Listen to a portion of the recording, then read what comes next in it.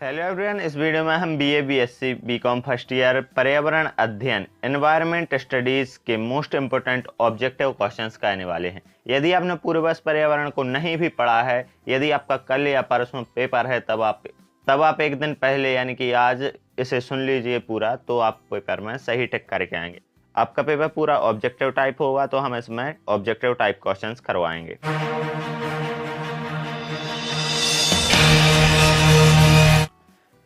Questions हम देख लेते हैं। किसके अनुसार पारिस्थितिकी संरचना एवं कार्यकी का अध्ययन पारिस्थितिकी कहलाता है? ईपीओडम के अनुसार। किसके अनुसार प्रभावकारी दशाओं का वह संपूर्ण योग जिसमें जीव रहते हैं पर्यावरण कहलाता है? टेंसेल के अनुसार। इसे याद रखना है। कौन चिपको आंदोलन से संबंधित है? सुंदरलाल बहुगोड़ा चिपको आंदोलन से संबंधित है। वह कौन सा क्षेत्र है जहां दो इकोसिस्टम का ओवरलैप होता है? इनमें से कोई नहीं। चिपको आंदोलन चलाया गया था 1973 से चिपको आंदोलन चलाया गया था। इकोलॉजी शब्द है हैकल। विश्व जनसंख्या दिवस कब मनाया जाता है? तो 11 जुलाई को विश्व जनसंख्या दिवस मनाया जाता है। हम 5 जून को मनाते हैं विश्व पर्यावरण दिवस। इकोलॉजी शब्द कौन सी भाषा का है? तो यूनानी ग्रीक भाषा का है। राष्ट्रीय शिक्षा नीति कब लागू हुई? 1986 में। बायोम का अर्थ है बृहद जैविक समुदाय। प्रथम विश्व पर्यावरण सम्मेलन किस स्थान पर यूएनओ के तत्वाधान में हुआ? तो स्टॉकहोम। पारिस्थितिकी तंत्र शब्द किसने दिया? एजी टॉन्सले ने। विश्व पर्यावरण दिवस 5 जून को मनाया जाएगा। किस सन में घोषित हुआ? 1972 में। हरित क्रांति संबंधित है अनाज उत्पादन। भारत के पारिस्थितिकी पितामह हैं मिश्रा। मॉन्ट्रियल समझौता किससे संबंधित है? तो ओजोन परत क्षय से। पारिस्थितिकी तंत्र में ऊर्जा का बहाव होता है।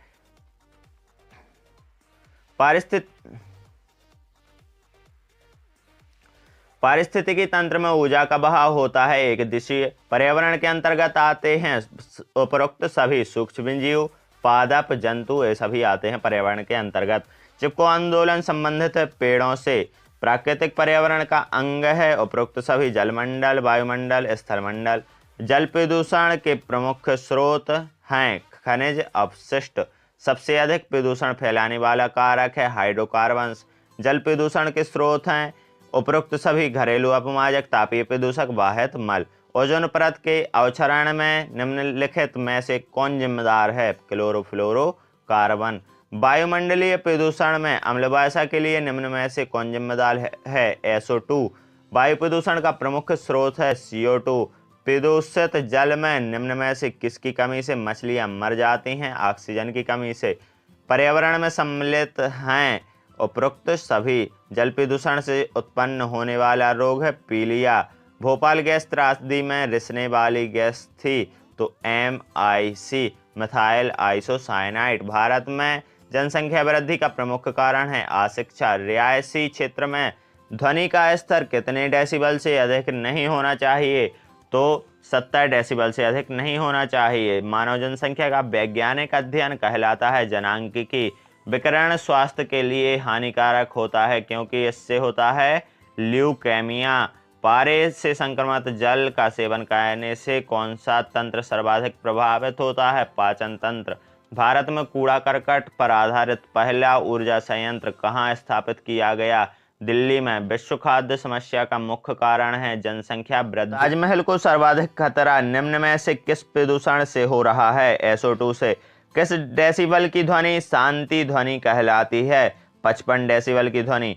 PAN एक महत्वपूर्ण है क्या वायु प्रदूषक? ध्वनि की वह तीव्रता जो ध्वनि प्रदूषण उत्पन्न करती है 65 से 75 डेसिबल। विश्व का चौथा सर्वाधिक प्रदूषित शहर कौन सा है? आगरा।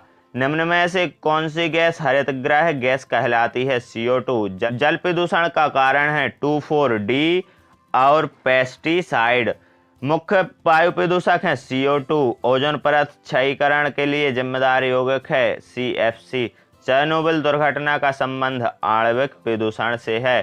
अधिक शोर के कारण निम्न में से किस हार्मोन का स्राव ज्यादा होने लगता है? एड्रिनल। अम्ल वर्षा का कारण SO2NO3। ग्लोबल वार्मिंग का कारण है उपरोक्त सभी CFC, CH4, CO2। ध्वनि मापने की इकाई है डेसिबल। भयंकरतम परमाणु दुर्घटना 1986 को किस देश में हुई? तो रूस में हुई। मनुष्य में होने वाली बीमारी का प्रमुख कारण है जल। जल का संरक्षण संभव है पौधों में। कितने डेसिबल से अधिक शोर मानव के लिए हानिकारक है? 80 डेसिबल से अधिक शोर।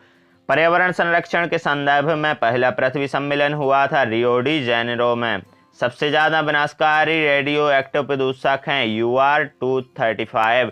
परिवार कल्याण कार्यक्रम में सम्मिलित नहीं है। रोजगार।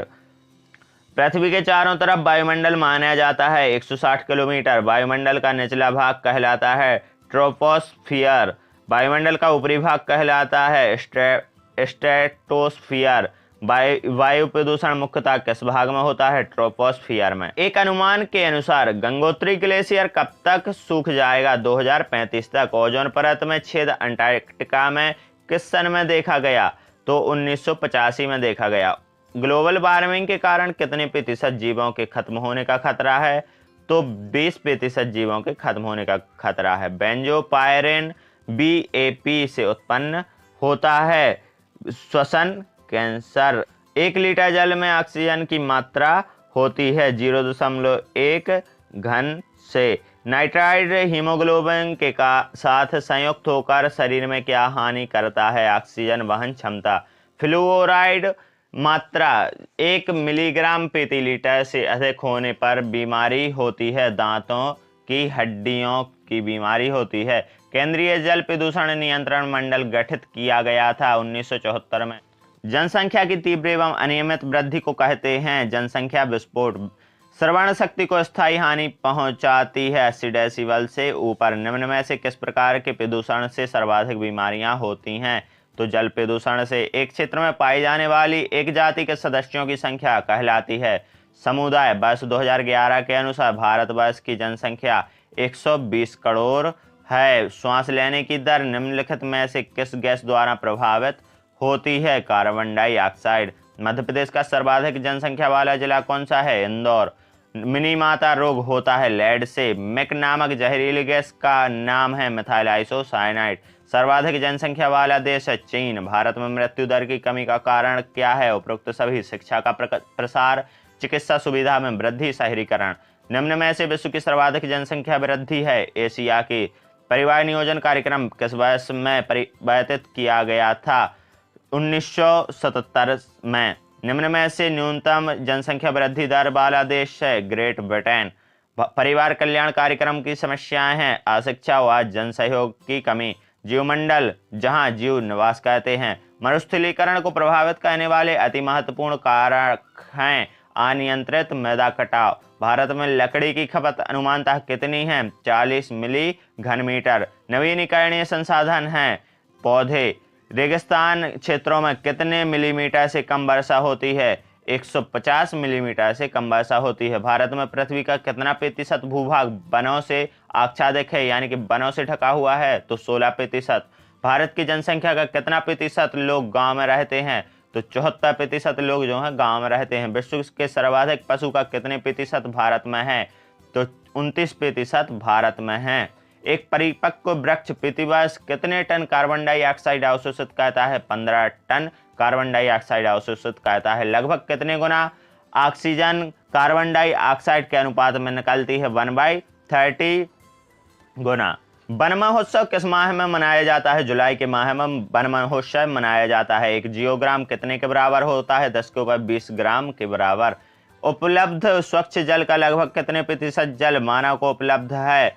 20% जल। प्रति व्यक्ति पानी की उपलब्धता कितने घन मीटर है? 2000 घन मीटर। बस 2025 में कितने जल की आवश्यकता होगी? 1100 घन किलो। बस 2025 में कितने जल की आवश्यकता होगी? तो इसका 1100 हो जाएगा। भारत में सबसे अधिक प्रतिशत वन क्षेत्र किस प्रदेश में है? मिजोरम। तवा बांध किस प्रदेश में है? मध्य प्रदेश में तवा बांध है। पृथ्वी का लगभग कितना भाग वनों से ढका हुआ है? 25%। निम्न में से कौन सी मिट्टी पौधे में वृद्धि हेतु अच्छी होती है? लोमी मिट्टी। ऊंचे स्थानों में अधिकता में पाए जाने वाले पौधे कहलाते हैं कैमीफाइट।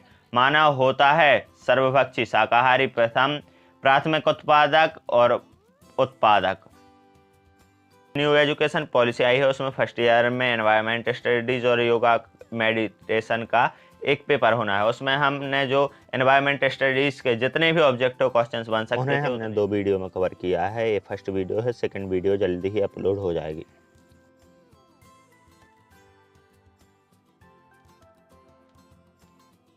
इस वीडियो में इतना ही। यदि वीडियो पसंद आए तो वीडियो को लाइक, चैनल को सब्सक्राइब।